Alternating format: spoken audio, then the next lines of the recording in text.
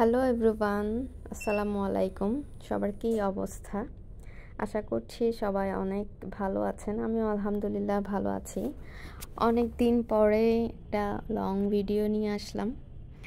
যদিও এখন তেমন একটা ভিডিও করা হয় না, আর এডিট করা তো একদমই খুবই আলসেমি লাগে এডিট করে ভয়েস ওভার দিতে।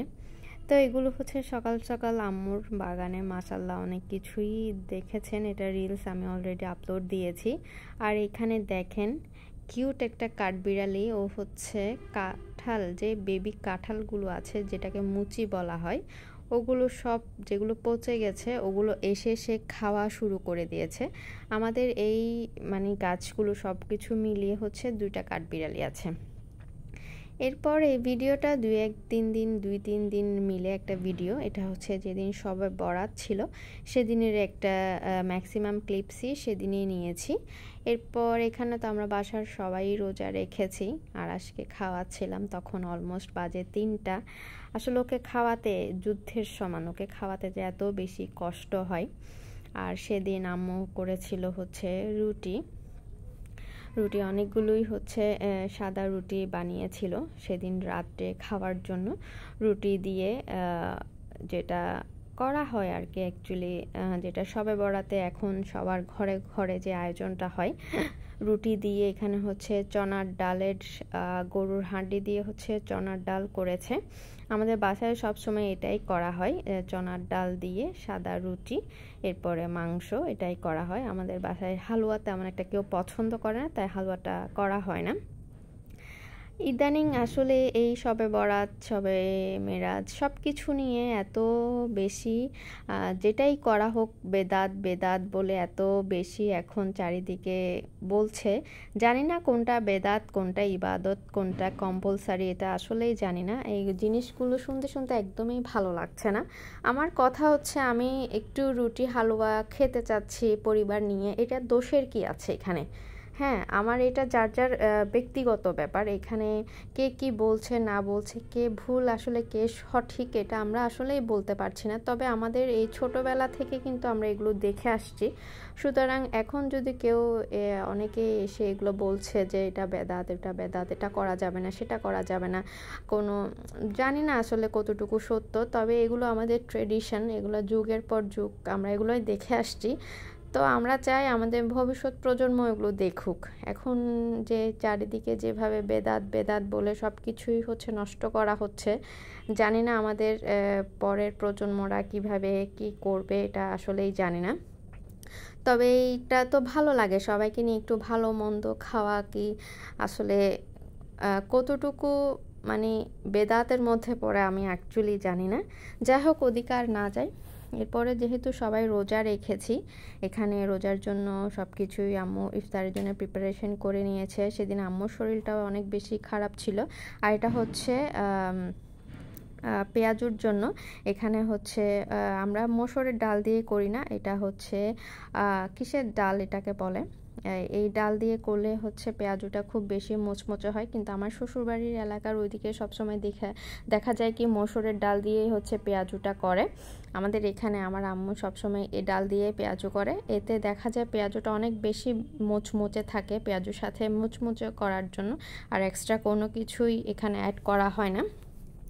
আর এদিকে আমি দুপুরে আরাসকে খাইয়ে দাইয়ে, আসলে রোজা রেখে বাচ্চাকে খাওয়ানো যে কতটা বেশি প্যারাদায়ক, এটা যাদের বাচ্চা আছে ওরাই বুঝবেন, যাদের বাচ্চাকে খাওয়াতে হয় ওরাই অ্যাকচুয়ালি বুঝবেন। আর আরাস তো মাশাল্লাহ মুখে খাবার নিয়ে বসে থাকে, ধৈর্য ধরে ওকে রোজার টাইমে খাওয়ানোটা এত বেশি কষ্টদায়ক। এই সবে বরাতে রোজা রাখতে গিয়ে আমার অনেক কিছুই অ্যাকচুয়ালি মনে পড়ে যায়। আমি যখন শ্বশুরবাড়িতে গত বছর ছিলাম, আসলে একা একা বাচ্চা পালতে যে কত বেশি কষ্ট হয়, সব কিছু একা হাতে করাটা যে কত বেশি কষ্ট রোজা রেখে। তখন তো 1 বছর আগে আরাস আরও ছোট ছিল, তখন আরও অনেক বেশি কষ্ট হয়েছে। মাসাল্লাহ এখন তো একটু বড় হয়েছে, এখন একটু বুঝতে শিখেছে।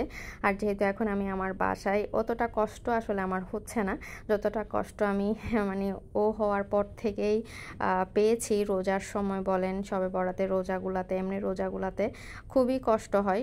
বাচ্চা নিয়ে রোজা করে সব কিছু করা, একা হাতে হ্যান্ডেল করা খুবই কষ্ট। এরপরে হচ্ছে এখানে এই পেঁয়াজুর জন্য সব কিছু করা হচ্ছে, আর এখানে হচ্ছে বুটের জন্য আম্মু এভাবে করে আলাদা করে মশলাপাতি সবগুলো একসাথে করে এরপরে তেলে দিয়ে নেয়। আর সেদিন হঠাৎ করেই হচ্ছে আম্মুর শরীরটা অনেক খারাপ হয়ে গেছে, যেহেতু আম্মুর হচ্ছে প্রেশার ডায়াবেটিস সবগুলোই অনেক বেশি বাড়তি। আম্মুর খুবই খারাপ লাগছিল, তাও আম্মু সব কিছু আমাদেরকে ঠিকঠাক করে দিয়েছে। আমরাও যতটুকু পারছি হেল্প করছি, কারণ রোজার সময় আসলে কারোই শরীর ভালো থাকে না, সবারই কম বেশি শরীরটা খারাপ হয়। আর এদিকে পুদিনা ছাড়া তো চনা পেঁয়াজু একদমই হবে না, তাই এখানে টাটকা টাটকা পুদিনা পাতা এটা হচ্ছে আম্মুর বাগান থেকে নিয়ে আসছিলাম। যারা এখনও পুদিনা পাতা লাগাননি তারা অবশ্যই রোজার আগে পুদিনা পাতা লাগিয়ে নেবেন, কারণ রোজাতে পুদিনা ছাড়া তো চলবেই না। আর তখন এটার এত বেশি চাহিদা থাকে আর এত বেশি দাম বেড়ে যায়, এটা না কিনেও আসলে পারা যায় না। তাই এখনই পুদিনা পাতার লাগিয়ে ফেলুন, দেখবেন রোজা আস্তে আস্তে কিন্তু এখানে গাছ থেকে খেতে পারবেন। আর আমাদের বাসায় তো চনা পেঁয়াজু বেগুনি এগুলো ছাড়া মানে রোজাটা ইনকমপ্লিট। আমাদের 30 দিনের রোজাতে 30 রোজাতেই মানে প্রতিদিনই হচ্ছে চনা পেঁয়াজু থাকে, কারণ আমার আম্মু চনা পেঁয়াজু ছাড়া হচ্ছে ইফতার করতে পারে না। এটা মাস্ট হ্যাভ একটা হচ্ছে আইটেম, চনা পেঁয়াজু অবশ্যই থাকবে। আর যে খাবে খাক, আমার আম্মুর জন্য হচ্ছে চনা পেঁয়াজুটা অবশ্যই থাকবে। আমার ছোটো ভাইও সেম চনা পেঁয়াজু খায়, কিন্তু আমার একদমই ভালো লাগে না। দেখা যায় প্রথম 1-2টা রোজাতে খাওয়ার পর থেকে আমার চনা পেঁয়াজু একদমই ভালো লাগে না, কারণ আমার দাঁত ব্যথা করে চনা পেঁয়াজু খেতে গেলে। কিন্তু আমাদের বাসায় হচ্ছে অন্যরকম, আমাদের বাসায় প্রতিদিনই চনা পেঁয়াজু থাকে। এরপর এখানে শরবত হচ্ছে, আমি তো এটা করে নিয়েছি। শরবতের সাথে হচ্ছে আমি একটু করে লেবু রস দিয়ে নিয়েছি, এটা আমার কাছে খুবই ভালো লাগে। আর এখানে একটু একটু করে সব সাজিয়ে নিয়েছি। আর এদিকে আমার ছোট ভাই ও হচ্ছে পেঁয়াজু করছে। ভাজা পোড়ার কাজটা প্রতিবারই হচ্ছে ওই করে, আমার ছোটো ভাই করে, ভাজা পোড়া সব কিছুই ও করে। তো হঠাৎ করে মনে হলো যে চনা পেঁয়াজু করব, যেহেতু খাবো তাহলে মাখাই খাবো। এখন সব কিছু গরম গরম চুলা থেকে নামিয়ে নিয়েছে, হাতে তেমন একটা সময়ও নেই, আজান দিয়ে দিবে। আর এগুলো এত বেশি গরম ছিল যে এগুলো ম্যাশও করা যাচ্ছিল না। তা আমি বলছিলাম তুমি এসে এগুলো করো, আমি এদিকে চুলায় বেগুনগুলো দেখছি, কারণ গরম গরম এগুলো আসলেই ভাঙা যাচ্ছিল না, খুবই মানে পেইন লাগছিল, এত বেশি গরম ছিল। তো চনা পেঁয়াজু যে খাবো, আমি বলছি মাখা যেহেতু খাবো তাহলে সব কিছু একসাথে ভালো করে মেখে তুমি এটা করে নাও। আমার ভাইকে আমি বললাম, এখানে অল্প করে আমি ধনিয়া পাতাও কেটে নিলাম, সব কিছু একসাথে। এরপরে হচ্ছে যেটাকে মরিচা বলে, ওটা তো না হলে চনা পেঁয়াজুর সাথে না। আর এখানে কে কে এই চনা পেঁয়াজুর সাথে জিলাপি খেতে পছন্দ করেন জানাবেন। আমার তো একদমই ভালো লাগে না, আমার ছোটো ভাই তো জিলাপি ছাড়া খাবেই না। জিলাপি আমার এমনি খেতেই ভালো লাগে, কিন্তু মাখার সাথে আমার জিলাপিটা পছন্দ না, মিষ্টি মিষ্টি ভালো লাগে না আর কি। তো এখানে সব কিছু একসাথে মাখছিল, ওর খুবই কষ্ট হচ্ছিল কারণ জিনিসগুলো খুবই গরম। এরপরে যার যার প্লেটে তাকে তাকে এটা সার্ভ করে দেওয়া হচ্ছিল। আমি আমার মতো করে প্লেটটা গুছিয়ে নিয়েছি, সব কিছু সুন্দর মতো করে গুছিয়ে নিয়েছি। আলহামদুলিল্লাহ অনেক ভালো একটা দিন পার করেছি, অন্যরকম লাগছিল, যেহেতু আমাদের বাসায় সব কিছু এখন করছি। একদমই খুবই ভালো লেগেছে সবার সাথে, মা বাবা ভাইদের সাথে খুবই আনন্দে দিনগুলো কেটেছে, রোজাটা কেটেছে। তো আজকের ভিডিওটা এ পর্যন্ত, সবাই অনেক বেশি ভালো থাকবেন। আল্লাহ হাফেজ।